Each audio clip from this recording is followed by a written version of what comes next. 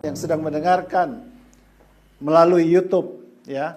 Bapak Ibu, hari ini tema kita mungkin nampaknya sesuatu yang biasa, udah sering kita dengarkan, yaitu apa artinya penolong yang sepadan. Udah sering kan? Ya, apalagi yang mungkin ketika mendapatkan pembekalan untuk pernikahannya pasti mendapatkan pelajaran ini. Nah, saya bacakan dulu ayatnya dari Kejadian 2 ayat 18 sampai yang ke-21. Tuhan Allah berfirman, "Tidak baik kalau manusia itu seorang diri saja. Aku akan menjadikan penolong baginya yang sepadan dengan dia." Lalu Tuhan Allah membentuk dari tanah segala binatang hutan dan segala burung di udara, dibawanyalah semuanya kepada manusia itu untuk melihat bagaimana ia menamainya, dan seperti nama yang diberikan manusia itu kepada tiap-tiap makhluk yang hidup, demikianlah nanti nama makhluk itu. Manusia itu memberi nama kepada segala ternak, kepada burung-burung di udara, dan kepada segala binatang hutan. Tetapi baginya sendiri ia tidak menjumpai penolong yang sepadan dengan dia. Lalu Tuhan Allah membuat manusia itu tidur nyenyak. Ketika ia tidur, Tuhan Allah mengambil salah satu rusuk daripadanya, lalu menutup tempat itu dengan daging. Nah, Bapak Ibu, dari beberapa ayat ini kita akan fokus kepada dua ayat saja, ya. Ini bahwa ayat yang 18 dan 20 bahwa Tuhan berkata, "Tidak baik kalau manusia itu seorang diri saja. Aku akan menjadikan penolong baginya yang sepadan dengan dia." Manusia itu memberi nama kepada segala ternak, kepada burung di udara dan segala binatang hutan, tetapi baginya sendiri ia tidak menjumpai penolong yang sepadan dengan dia. Nah, fokus kita pada hari ini adalah tentang penolong yang sepadan itu. Ya, di situ saya memang cantumkan kata-kata dalam bahasa aslinya bagi Bapak Ibu yang mungkin senang belajar, menggali kebenaran firman Tuhan, nanti bisa minta PDF-nya. Dan juga ada tambahan artikel yang Bapak Ibu juga bisa dapatkan nanti kalau WA ke saya bisa kasihkan semuanya itu. Nah, Bapak Ibu, saya ingin katakan, firman Tuhan itu luar biasa. Sampai dengan saat sekarang pun ketika saya belajar, saya masih mendapatkan hal-hal yang baru. Dan ini yang mau saya sharingkan kepada Bapak Ibu pada hari ini, ya. Nah, saya memang senang belajar firman Tuhan, karena firman Tuhan itu selalu akan menjadi bekal buat kita, ya. Karena biasanya kita setelah SMA, setelah S1 langsung loncat S3, ya. Langsung ngambil doktor, pakar, ya. S3 apa Pak? Kok saya nggak ngambil S3? S3-nya itu sekolah sudah selesai. Kita udah gak sekolah lagi itu. Kalau sudah SMA atau S1 biasanya sudah tidak sekolah lagi. Makanya saya katakan datang ke gereja karena itu adalah sekolah kita. Kita mungkin gak sempat lagi untuk datang ke tempat sekolah yang formal, tapi datang ke gereja dan kita akan diberikan kebenaran-kebenaran firman Tuhan yang merupakan pengetahuan, bekal buat hidup kita di dunia dan juga sampai kita datang kepada Dia nanti. Itu pentingnya kita belajar. Makanya saya terus belajar, dan salah satu hal yang menarik saya adalah inspirasi yang disampaikan oleh guru saya, Murray Edward, adalah mengenai penolong yang sepadan ini. Menarik buat saya, dan saya harapkan juga akan menarik buat Bapak Ibu sekalian. Nah, eser kenegdo hanya muncul 2 kali di seluruh Alkitab, yaitu Kejadian 2:18 dan 2:20 ini. Eser kenegdo itu adalah penolong yang sepadan, itu yang saya kasih garis kuning, ya. Eser selama ini hanya diterjemahkan sebagai penolong. Kenegdo selama ini hanya diterjemahkan sebagai sepadan. dalam arti seimbang atau setara. Ini perlu juga kita mengerti Bapak Ibu ya. Jadi tidak tepat kalau ada yang menafsirkan bahwa wanita lebih rendah daripada pria. Hari ini kita angkat wanita. Ya. Nggak ada firman Tuhan yang mengatakan wanita itu lebih rendah, itu nggak ada. Dari awal Tuhan sudah memberikan satu pengertian kepada kita bahwa Dia menciptakan wanita yang setara. Nah, tapi kita akan melihat lebih jauh lagi penafsiran dari para pakar bahasa Ibrani. Saya bukan pakar, saya sedang belajar juga, jauh daripada pakar, jauh Bapak Ibu ya.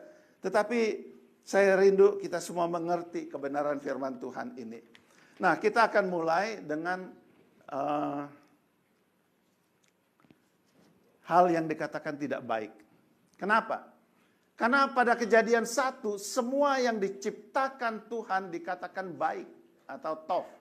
Bahkan semua ciptaan dikatakan sangat baik. Tof meot. Ya. Terang baik. Cakrawala memang nggak dikatakan. Mungkin karena itu bukan ciptaan tapi cuma pemisahan ya. Daratan dan lautan ini pemisahan juga sebenarnya. Dikatakan baik. Tumbuh-tumbuhan baik. Matahari bulan baik. Burung baik. Binatang baik. Semua ciptaan Tuhan amat baik. Tapi ingat, bukan artinya sempurna. Ya. Kenapa? Kan kita masih bisa sakit kan. Dan buktinya juga Adam dan Hawa masih bisa jatuh dalam dosa. Tapi semua yang diciptakan oleh Tuhan itu baik.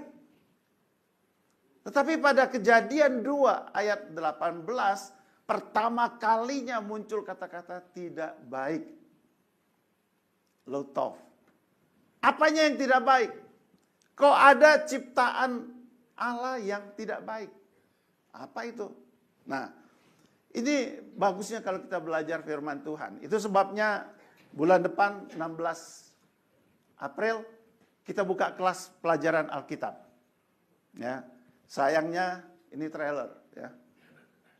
Promosi. Ya. Sayangnya kelasnya sudah ditutup karena 35 orang sudah penuh. Ya, karena kita pakai kelas di bawah. Tapi nanti kalau Bapak Ibu dengar kita buka gelombang yang kedua, ikut. Karena apa? Supaya kita terus diperlengkapi dengan kebenaran-kebenaran firman Tuhan. Tadi saya sempat bicara dengan Pak Budi, di luar sana ada begitu banyak pengajaran-pengajaran, ada banyak pendapat-pendapat manusia. Dari mana kita mau tahu pendapat itu benar atau salah? Hanya dari firman Tuhan.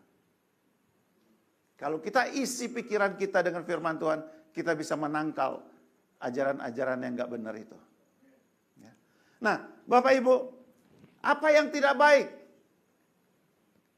Nah, ini kita lihat. Yang tidak baik di dalam konteks ini adalah sendiriannya.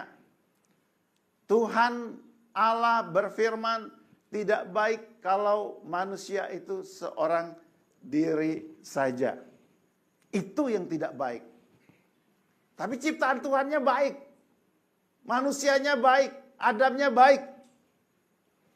Kenapa tidak baik sendirian saja? Karena sendirian pada konteks Adam saat itu Bapak Ibu. Dan dengan konteks rencana Allah. Ya, untuk memenuhi bumi ini dengan manusia ciptaannya. Itu gak baik. Kalau cuma Adam sendiri. Kalau kita sendiri bisa frustrasi, betul gak? Saya masih ingat cerita Pak Budi sendirian ke Pineng, frustrasi deh kan. Malam-malam sakit gitu kan. Gitu. Nah, Bapak Ibu, tidak ada yang bisa diajak bertukar pikiran. Saling bantu, saling topang. Gak ada, sendirian. Apalagi bayangkan ya. Nah ini kalau belajar firman Tuhan tuh, baiknya tuh kita bisa membayangkan apa yang kejadian pada waktu itu. Pada waktu Adam diciptakan, belum ada listrik Bapak Ibu. Jadi pasti malam, pasti gelap. Dia mungkin belum tahu cara mendapatkan api. Coba bayangkan kalau sendirian gelap malam-malam. Ngeri nggak? Ya paling nggak enak lah. Bah. Bapak Ibu ya. Itu sebabnya Tuhan menciptakan Hawa ya untuk menjadi sebenarnya bukan penolong. Nanti kita akan lihat apa sih sebenarnya penolong itu ya. Nah, tidak baik juga, tidak dapat karena tidak dapat memenuhi perintah Allah untuk beranak cucu dan bertambah banyak. Penuhilah bumi. Kalau Adam sendirian gak bisa jadi rencana Allah itu. Tarsan aja sendirian akhirnya kawin juga. Tahu cerita Tarsan ya? Saya kira hampir semua orang seluruh dunia tahu tuh cerita Tarsan. Pada akhirnya dia kawin juga sama Jane, bukan Jane ini. Pada akhirnya dia kawin juga katanya sih. Ini cerita fiksi ya, cerita fiksi. Anaknya Jack, ada di sini Jack. Kalau ada Jack, anak Tarsan dia. Ya. Nah, Bapak Ibu, ini mengenai tidak baiknya, supaya Bapak Ibu mengerti kenapa ada kata tidak baik. Karena Tuhan ingin memang dari awal ada Hawa. Ya. Sekarang kita lihat, masuk lebih dalam lagi, kita melihat penolong yang sepadan ini. Apa sih penolong yang sepadan? Bahasa Indonesia sepadan itu sebanding, seimbang. Di dalam pengertian sehari-hari dikatakan cocok atau sesuai. Ya. Nah, seimbang dan sebanding ini sudah memberikan gambaran setara Bapak Ibu. Ya, dari segi bahasanya saja kita sudah harus mengerti ini. Ya. Kemudian cocok dan sesuai ini yang mungkin perlu kita dalamin lebih lagi. Ya. Nah, saya berikan bagan seperti ini. Penolong yang sepadan, bahasa Ibraninya itu Ezer Kenegdo. Bapak Ibu gak usah pusingkan itu, cuma saya kan ingin memberikan dasarnya dari mana saya dapat pengajaran ini. Ezer itu di dalam bahasa Ibrani biasa, dalam bahasa Ibrani artinya penolong. Tetapi ada pakar-pakar bahasa yang kemudian menggali lagi lebih dalam lagi, apa sih artinya Ezer? Dan menurut bahasa Ugarit Suriah artinya kuat. Menurut bahasa Arab artinya wanita muda. Ya. Kenegdo itu dalam bahasa Ibrani yang biasa itu artinya bertentangan, opposite, lawan, against, di hadapan, in front of. Nah, jadi Bapak Ibu dari sini aja kita sudah bisa lihat ada sedikit mungkin tidak cocok yang kita katakan penolong yang sepadan. Kalau kita langsung dari sini aja, kita akan ambil penolong yang bertentangan. Ya, penolong yang bertentangan. Nah, ada beberapa pakar, saya ambilkan 3 ini. David Friedman mengatakan kekuatan atau kuasa yang sama dengannya. Jadi wanita itu dikatakan adalah kekuatan atau kuasa yang sama dengan si Adam. Ya, Zioni Zefid mengatakan lawan main yang sama kekuatannya, sama kuasanya. Saya ambil yang ketiga ini, Profesor C.F. Ben Hayim. Penolong yang sepadan dia artikan sebagai wanita, sebagai lawan main yang setara di hadapanmu. Ini arti penolong sepadan menurut profesor ini. Lebih pas menurut saya. Lebih enak kita memahaminya. Jadi wanita itu diciptakan oleh Tuhan sebagai lawan main, counterpart yang setara di hadapan Adam, di hadapan pria. Tidak lebih rendah Bapak Ibu. Ya. Oke, kita akan lihat. Nah, ini saya tampilkan juga ini. Kalau ada yang mau belajar, Ezer, Neget, ya, menjadi kata Kenegdo kemudian. Ya, itu apa sih? Mungkin Pak Erik sembarangan aja. Enggak Bapak Ibu. Ya, Ezer itu yang saya merah-merahin. Help, helper, support. Ya.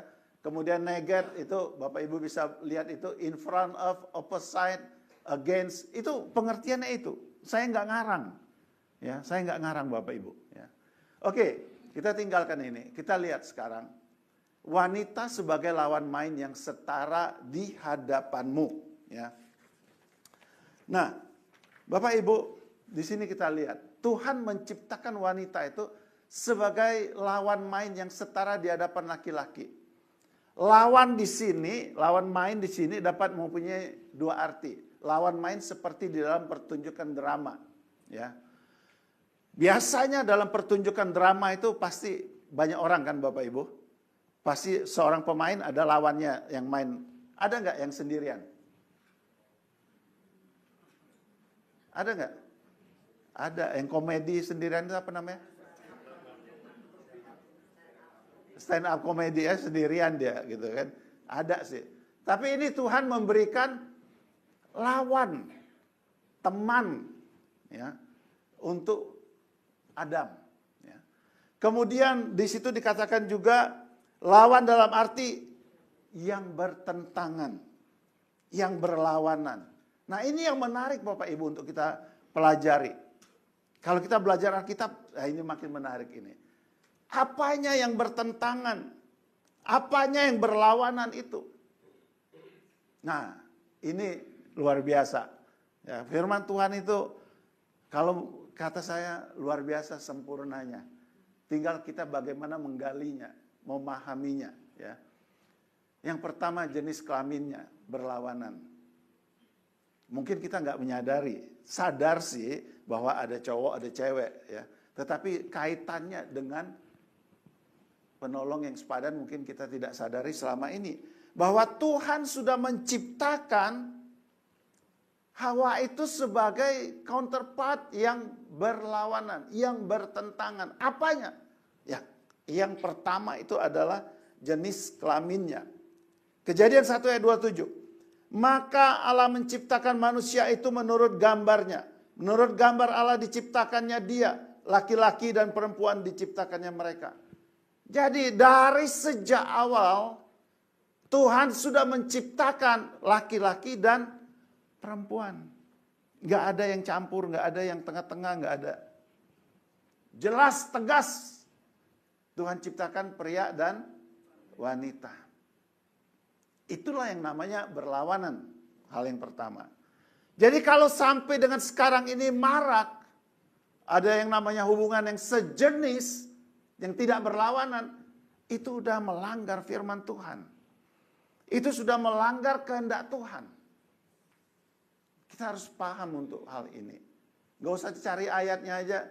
Dari kehendak Allah aja sudah nggak memenuhi syarat untuk beranak cucu.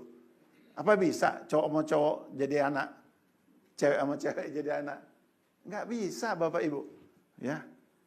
Oleh karena itu mari kita makin hari makin banyak belajar firman Tuhan. Supaya kita mengerti kebenaran-kebenarannya. Yang kedua, fisiknya berlawanan. Betul nggak? Fisik pria dan wanita itu berbeda. Apa yang berlawanan? Kita bisa lihat bentuknya beda, tingginya beda, besarnya beda, beratnya mungkin beda, kekuatannya beda, fisiologinya, fungsinya beda. Kalau Bapak Ibu mau dalamin lagi tanya dokter. Ya, karena saya kerja di farmasi, teman-temannya banyak dokter, ada yang mengatakan memang beda kok. Dagingnya aja beda kok. Daging pria itu lebih kasar, jangan gitu dong. Yang halus lah dikit. Lebih berotot, kan enak tuh dengarnya. Oh, kasar gitu. Nah, kalau daging wanita ini memang begitu ya, bukan dihalusin juga susah juga gitu. Lebih banyak lemaknya.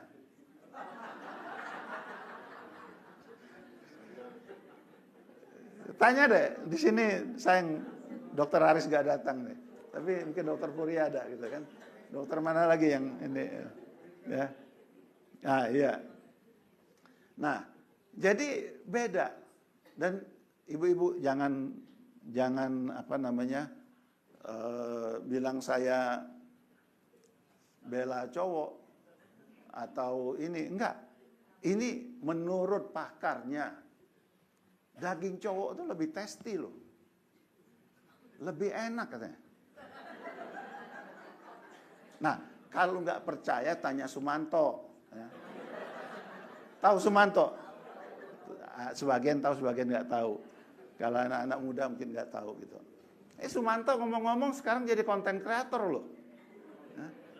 Kalah ibu-ibu, bapak-bapak ya. Nah, jadi Bapak Ibu,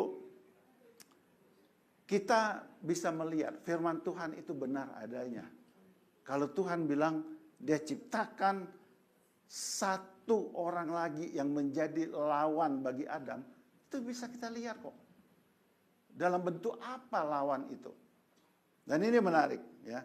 Memang ada sih wanita yang perkasa melebihi pria, ada. Ya, tapi nggak banyak sih. Ya. Contohnya ini, nih.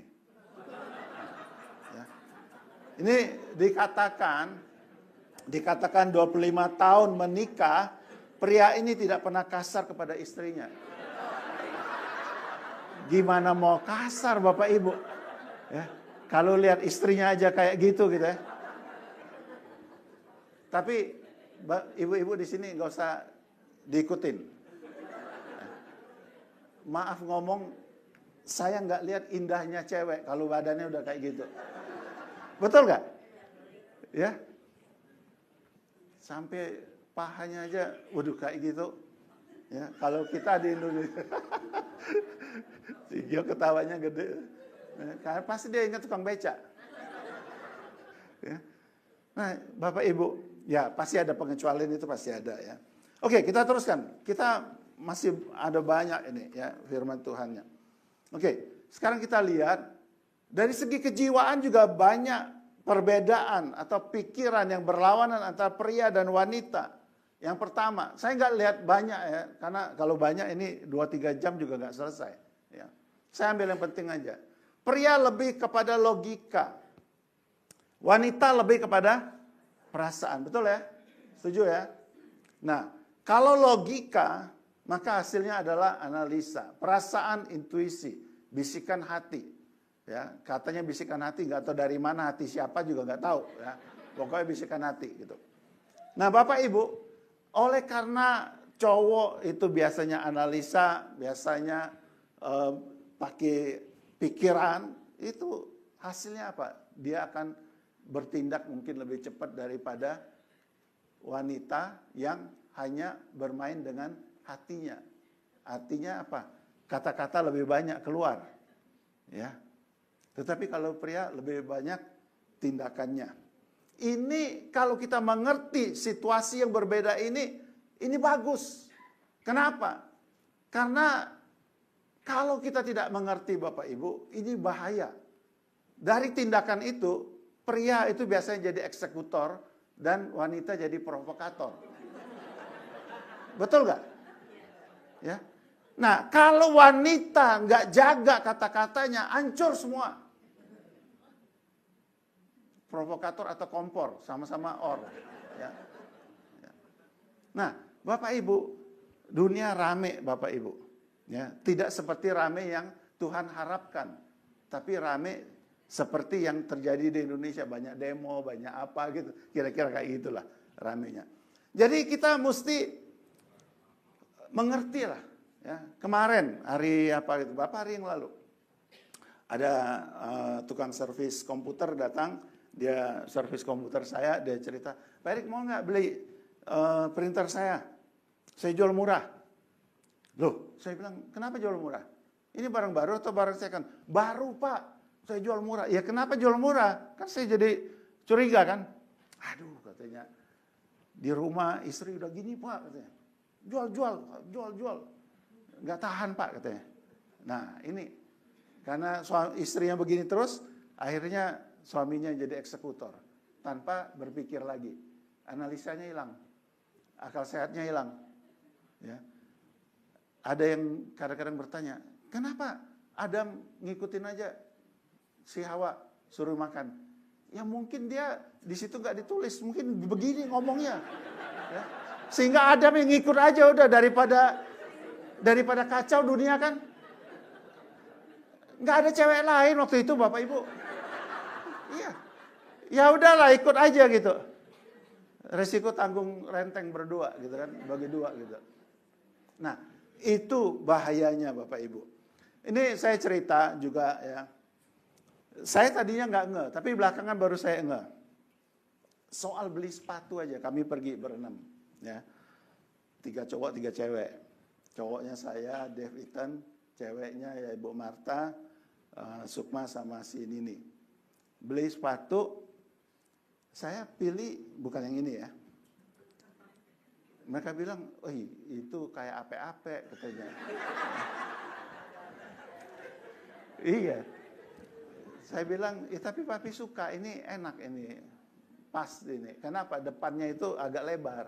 Ya, ini enak dipakainya. Ya, karena mungkin anak nggak berani dia. Tapi diajak lagi ke tempat yang lain. Pilih yang sesuai selera dia, gitu kan? Gitu. Ethan juga dibeliin, gitu kan? Ethan juga ngotot. Milih yang kayak saya, ape-ape punya, ya. Tipis ininya, solnya. Kenapa? Dia punya logika lain. Dia suka pakai untuk main sepak bola. Jadi dia nggak mau yang tebal.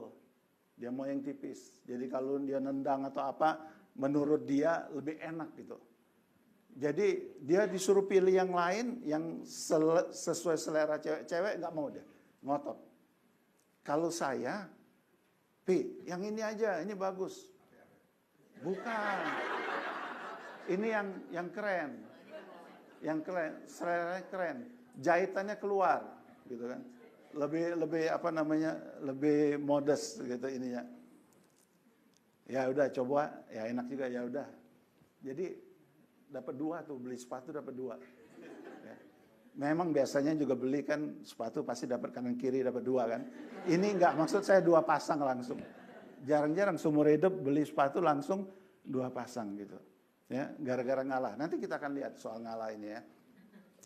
Nah, Bapak Ibu, kemudian kita lihat goal dan proses. Cowok lebih mikirin goal, tujuannya. Tapi cewek, dia akan lebih menikmati prosesnya. Goal itu nggak penting, tapi proses yang dia nikmatin. Ya. Nah, jadi akhirnya cowok itu biasanya to the point, kalau cewek itu jelimet, Bapak Ibu. Ya. Kalau makan mesti ada lilinnya. Ya. Baru rasanya lengkap gitu, ya. Jelimetnya cewek ini saya sih rasain sih. Ya. Coba kita lihat, dengarkan video pertama. Video pertama. Ini Bang, kenapa Barca sebel kalau kedatangan ibu-ibu arisan? Bayangin aja, shift pagi, seorang diri, baru kelar prepare, tiba-tiba terdapat rombongan ibu-ibu arisan. Itu adalah sebuah malapetaka di pagi hari. Karena apa ya, kebanyakan itu kan mereka selalu rempong dan rewel lah. Nggak semua ya, tetapi kebanyakan. Ya bayangin aja, seorang diri digembur dengan banyak pesanan, dengan banyak notes. Jangan terlalu manis, jangan banyak esnya 3 aja. Gulanya banyakin. Ada yang minta kopinya, espressonya cuma 10 mili. Ada yang minta jus jeruk no sugar, tapi jeruknya jangan asam-asam. Ada yang minta cafe latte hot, gambarnya ayam. Habis gitu setelah kelar pesen, setiap 5 menit sekali tanya, pesanan saya kok belum diantar? Ditambah berkali-kali minta bantu difotoin di semua sudut coffee shop. Habis itu lanjut gosipin tetangga mereka dengan suara yang sangat keras. Belum lagi kalau kemudian itu ada yang bawa bocil dan dibiarkan lepas tak terkendali, tak terkontrol, kemudian lari ke sana lari ke sini, jatuh, nangis, dimarahin. Chaos itu. Dan itu hanya bayangan singkat ya, realitanya lebih mengerikan kejadiannya. Karena itulah barista sebel kalau kedatangan ibu-ibu arisan, apalagi kalau nge-shift sendirian. Nah, itu saya sih tahu persis lah udah. Ya, cuma ngalah aja gitu. Ya, daripada apa namanya Perang Dunia Ketiga gitu, ya udahlah kita ngalah gitu ya. Nanti saya kasih itu kiatnya. Yang berikutnya ya, ini dikatakan kalau pria itu single tasking dan kemudian cewek itu multitasking. Satu persatu. Sepertinya ada benernya. Saya susah kalau satu kerjaan belum selesai itu ngerjain yang lain, saya agak susah ya. Tetapi para pakar katakan ini nggak benar, ya, nggak segitu banget gitu ininya. Oke lah, terserah lah. Tapi mungkin ada benarnya juga gitu. Kalau cewek itu bisa multitasking gitu, sambil nyuapin anaknya, bisa menggoreng juga dia, bisa ngomel, bisa ngomongin orang, bisa lihat HP gitu. Itu semua dikerjain, ya, multitasking gitu ininya. Ya. Oke, sekarang kita lihat bagian yang terakhir, ini solusinya gimana? Kalau ada perbedaan seperti ini gimana solusinya? Nah, jangan lupa firman Tuhan juga sudah mengajarkan kepada kita. Ini nanti Bapak Ibu baca saja Efesus 5 ayat 20 sampai yang ke berapa itu 31. Panjang ya.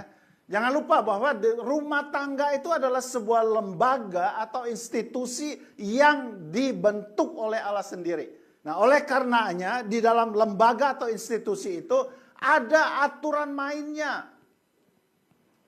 Ada aturan mainnya. Memang Tuhan menciptakan pria dan wanita setara. Tetapi kalau sudah masuk di dalam rumah tangga itu ada aturannya gitu ya. Yang pertama, mengucap syukur senantiasa. Itu ayatnya Bapak Ibu baca sendiri nanti ya. Kemudian yang kedua, saling merendahkan diri atau merendahkan hati. Ya.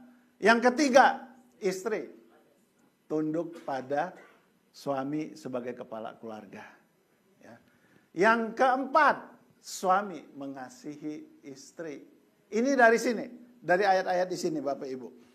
Nah, ini yang harus kita mengerti. Bapak dan Ibu yang sudah berkeluarga, ini harus diterapkan di dalam keluarga kita. Istri tunduk kepada suami. Suami mengasihi istri. Ya, saling merendahkan hati, merendahkan diri. Dan jangan lupa mengucap syukur senantiasa. Saya teruskan lagi. Ya. Yang kedua, memikirkan kepentingan orang lain. Yang memikirkan kepentingan orang lain itu apa? Mengutamakan orang lain. Memaklumi keadaan orang lain. Bapak Ibu mungkin dengar heboh sekarang ini Willy Salim, selebriti TikTok. Ya, mau ya di Palembang mau bikin apa namanya sesuatu yang masak rendang gitu 200 kilo. Belum lagi masak, dia baru ke WC, habis langsung rendangnya. Dikantongin plastik semua. Nah, penyakit ini saya nggak tahu datang dari gereja atau enggak gitu. Yang biasa bawa kantong plastik itu. Ya. Atau dari gereja atau bukan ini? Mudah-mudahan bukan ya. Kalau di gereja juga ada kan yang bawa kantong plastik itu. Ada, bukan di sini. Sekali lagi saya katakan. Di gerejanya kakak saya itu ada. Ada yang spesial datang bawa kantong plastik. Ini orang belum lagi waktunya makan dia sudah kantongin, gitu. Nah jangan kayak gitu, ya ininya. Kita belajar memikirkan kepentingan orang lain juga, ya. Kita pun, ya kita juga harus memaklumi keadaan orang lain. Mungkin pasangan kita bisa salah, bisa. Siapa sih yang nggak pernah salah di sini? Pernah salah nggak? Pasti kan. Jadi jangan sampai kita selalu kalau pasangan kita pas salah, oh ini ketepatan ini udah diembat habis-habisan. Karena apa? Kesempatannya jangan dilewatkan. Coba sok video kedua. Ya. Video kedua sok.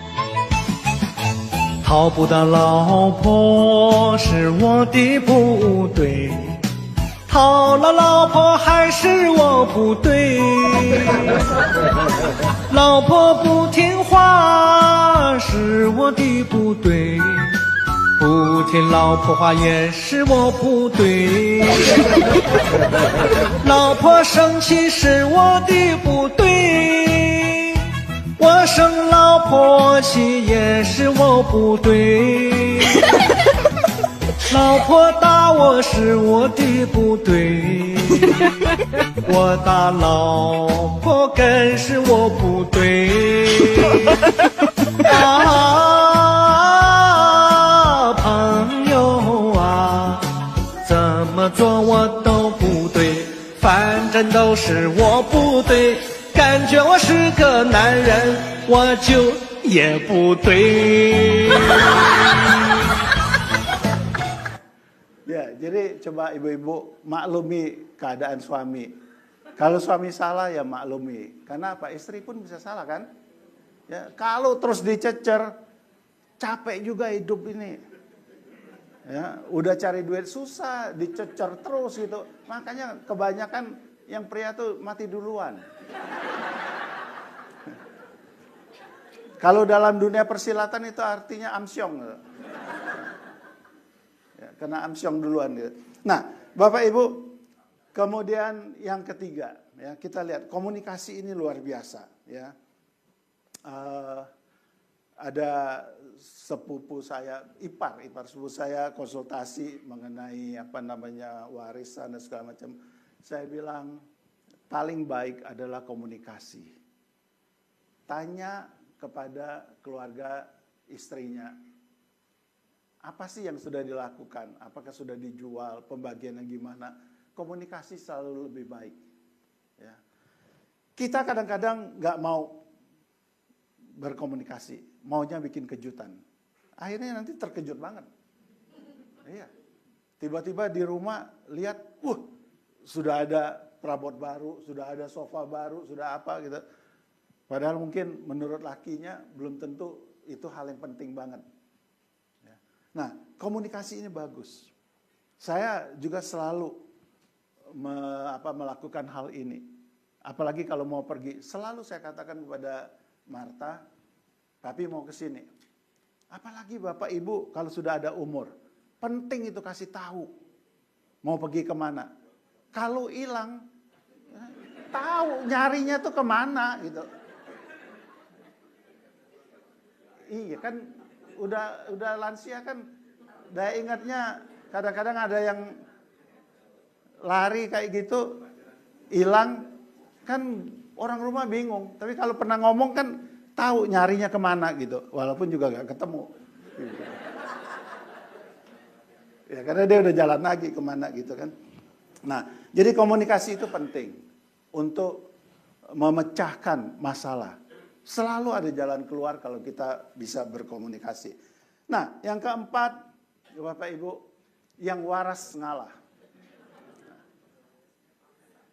Waktu saya sampaikan ini di gereja di Duta Kasih, mereka pada ketawa semua. Pasti pikirannya mulai, yang waras siapa Pak Erik? Suami atau istri? Pasti kan begitu. Ada rasa ingin mau nyalain gitu kan. Saya mau bilang begini Bapak Ibu. Setiap kita, baik suami maupun istri, itu kadang-kadang juga gak waras. Betul gak? Kita sama-sama pernah waras, pernah sama-sama juga tidak waras. Jadi yang saya maksudkan di sini, yang ngalah waras, yang pada waktu itu lagi waras, ngalah lah. Jangan dilawan yang sedang tidak waras. Supaya masalahnya selesai. Nah, di sini saya mau perkenalkan konsep uang receh. Uang receh apa? Uang kecil. Kita belajar untuk melihat sesuatu itu, apakah ini uang receh? Apakah ini uang kecil? Contoh lah, misalnya uang parkir. Kita ngotot gak mau kasih 5.000. Bisa berantem gak? Bisa. Bisa terjadi pembunuhan? Bisa. Itu biasanya preman itu yang jaga itu. Ya. Ngapain? Hanya 5.000. Ya udah bayar aja, itu uang receh. Masalah selesai. Ngerti ya maksud saya? Jadi di dalam hidup ini kita pandai-pandailah melihat apakah itu uang receh. Kalau sesuatu bisa kita terima dan selesai, ya udah terima aja udah. Ngapain kita mesti ributin? Dan saya percaya dengan konsep uang receh seperti ini, ada banyak masalah yang bisa diselesaikan. Udah, nggak usah kita ribut-ribut. Ya, wah saya maunya begini, ngotot, mesti menang. Nggak, saya ngalah, nggak masalah. Tapi nanti suasana jadi lebih baik. Kita lihat video yang ketiga. 老爷，哎，你今儿帮忙把米饭给焖上。好嘞。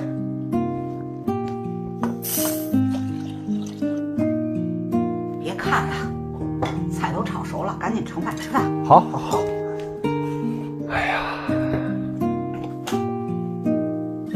哟，哎，哎，我说啊，咱今儿吃馒头得了。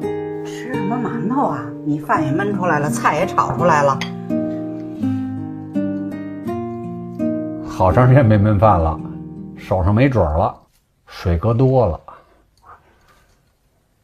哎，没关系啊，我下楼买馒头去，你吃馒头，我喝粥。你怎么知道我今天想喝粥啊？给你我平平淡淡的等待守候，给你我义无反顾的常常和久久，给我你多年以后。 Ya, ini contoh dari yang waras ngalah. Apa salahnya sih? Makan nasi mau makan bubur, sama aja kan? Ya, lauknya juga bisa kita makan juga. Ya udah, ngalah. Jadi suami juga senang juga. Beres masalah. Oke? Nah, slide yang tadi mana? Selamat menjalankan peran Anda dengan sukses sebagai lawan yang berbeda dari pasangan Anda. Tidak mudah, tetapi Tuhan Yesus akan menolong kita semua. Amin. Kita tundukkan kepala, kita berdoa. Bapa di surga, Tuhan Yesus, kami mengucap syukur